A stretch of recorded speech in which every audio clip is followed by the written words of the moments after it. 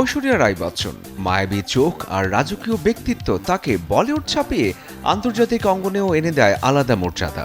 2002 সালে কানে প্রথমবার রেড কার্পেটে হাঁটেন ঐশ্বরিয়া। তারপর থেকে কান হয়ে ওঠে তার স্টাইল রানওয়ে। অন্যদিকে সময়ের সাথে কানের মঞ্চে উঠে আসে আরেক তারকা আলিয়া ভাট।